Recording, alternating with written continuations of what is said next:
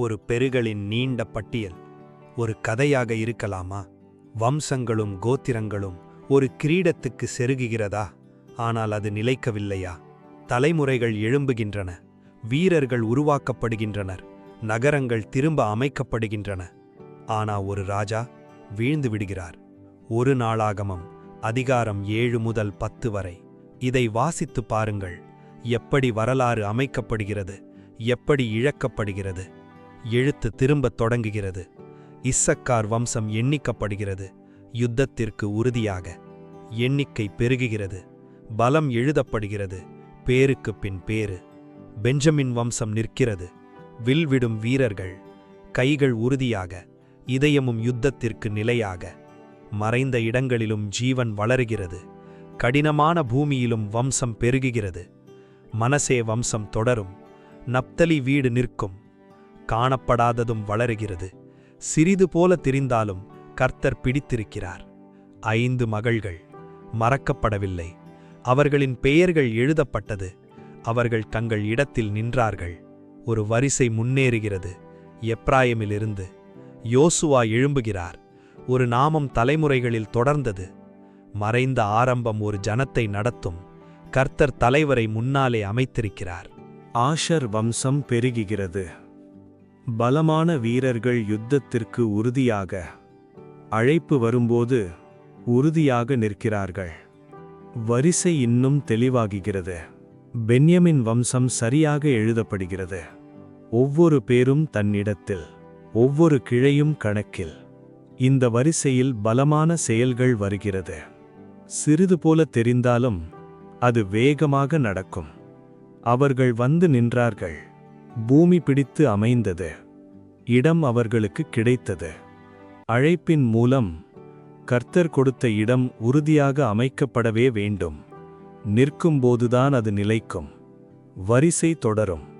பெயர்கள் ஒருவர் பின் ஒருவர். தலைமுறைகள் தொடர்ந்து, ஒன்றும் தவறாமல். ஒரு வரிசை மேலேறுகிறது. ஒரு கிரீடத்துக்கு சாவுல் வருகிறார். ஒரு ராஜன் அமைக்கப்படுகிறார்.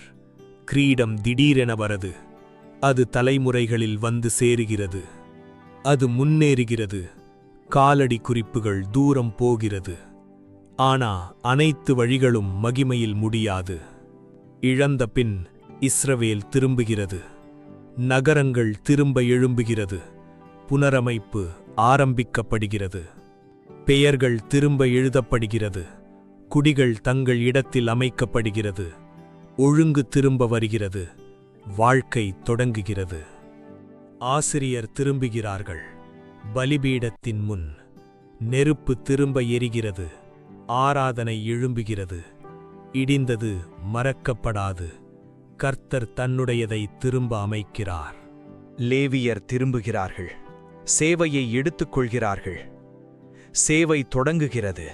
அது முக்கியமாக நிற்கிறது. கதவுகளில் நிற்கிறார்கள். பார்க்கிறார்கள். காத்திருக்கிறார்கள். கர்த்தரின் வீட்டில் அவர்கள் மூலம் காவல் நடக்கிறது. யாரும் காணவில்லை என்றாலும் உண்மையான விசுவாசம் தேவை. இது பாதுகாப்பு. ஒவ்வொரு சாதனம் கணக்கில், ஒவ்வொரு பொருளும் தன்னிடத்தில். பரிசுத்த விஷயங்கள் கவனத்துடன் நடக்கிறது. பாடல் நிறுத்தப்படாது. பகலும் இரவும் ஆராதனை தொடரும். சவுல் வரிசை திரும்ப வருகிறது. சவுல் பெயர் திரும்ப வருகிறது. வரிசை அவரை நோக்கிறது. மேல் எழும்பினது இப்பொழுது நினைவுக்கு வருகிறது. யுத்தம் ஆரம்பிக்கிறது. இஸ்ரேல் வீழ்ந்து விடுகிறது. சாவுல் அடிபட்டுகிறார். ராஜன் விழுகிறார். படை உடைந்தது. ஜனங்கள் ஓடுகிறார்கள். நகரங்கள் வெறுமையாகிறது. நிசப்தம் நிலை நிற்கிறது. கவச்சம் எடுத்துக்கொள்ளப்பட்டது. அந்நிய கோவிலில் வைக்கப்பட்டது. ராஜனின் பலம் இப்பொழுது ஒரு நினைவு சின்னம். சாவுல் செற்றான். அவரின் கேட்படுத்தலினால். அவர் கர்த்தரை தேடவில்லை. அதனால் ஆட்சி அவரிடமிருந்து எடுத்துக்கொள்ளப்பட்டது. நீங்கள் பெயர்களை பார்த்திருக்கிறீர். ஒரு பெரிய சுருள் போல எழும்பியது. வம்சங்கள் வளர்ந்தது. நகரங்கள் திரும்ப அமைந்தது. ஆனா ஒரு கிரீடம் மண்ணில் வீழ்ந்தது. இதுதான் வரலாறு. தலைமுறைகளில் அமைக்கப்படும், ஆனா ஒரு கேட்படுத்தலில் இழக்கப்படும். நீங்களே வாசித்துப் பாருங்கள். 1 நாளாகமம் 7 முதல் 10 வரை. ஒவ்வொரு பெயரும் முக்கியம், ஒவ்வொரு தீர்மானமும் முக்கியம். நாளை பற்றிய கவலை வேண்டாம், இன்றே போதும் அந்த கிருபை. ஒவ்வொரு நாளும் போதுமே, அவர் கிருபை போதுமே.